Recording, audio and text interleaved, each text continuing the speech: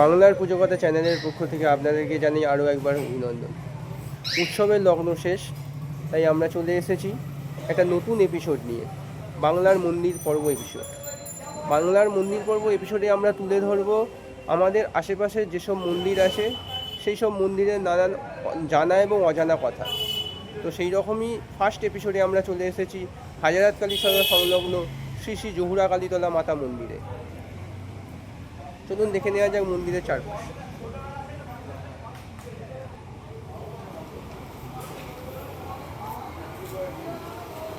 দেখতেই পাচ্ছেন শ্রী শ্রী জহুরা কালী মাতার মন্দির,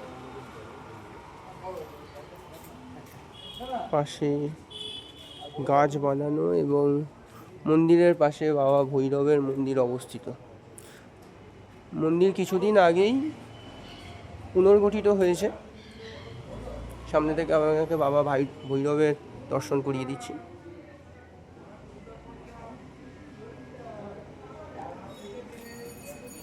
মন্দির সম্পর্কে নানান রকমের কথা আমরা শুনতে পাই। মা জহুরা কালী মা জহুরা কালী অনেক দিন আগেই এই মন্দিরে প্রতিষ্ঠিত ছিলেন। অনেক বছর আগে কোনো একজন তান্ত্রিক মাকে প্রতিষ্ঠা করেন। তখন মায়ের মূর্তি এবং মন্দির দুটোই মাটির ছিল। তো মায়ের যে মূর্তি, সেই মায়ের মূর্তির তলায় নাকি অনেক ধনসম্পত্তি কথিত আছে লুকোনো ছিল। তো মায়ের সেই মূর্তির তলায় সেই ধনসম্পত্তি এখনও নাকি লুকোনো আছে, এরকম অঞ্চলবাসী এবং এলাকাবাসীর মধ্যে বলা হয়ে থাকে। তো চলুন আপনাদের মায়ের দর্শন করিয়ে দিই। দেখতেই পাচ্ছেন আপনারা মাকে।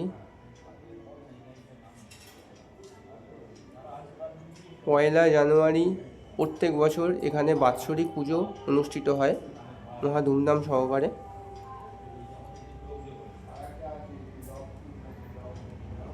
হাওড়া জেলাতে জহুরা কালী মন্দির খুব সম্ভবত এখানেই আছে, আর অন্য কোথাও আমরা সেরকম দেখিনি। মালদাতে আরও একটি আছে।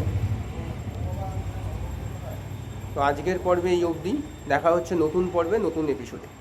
ধন্যবাদ। জয় মা কালী।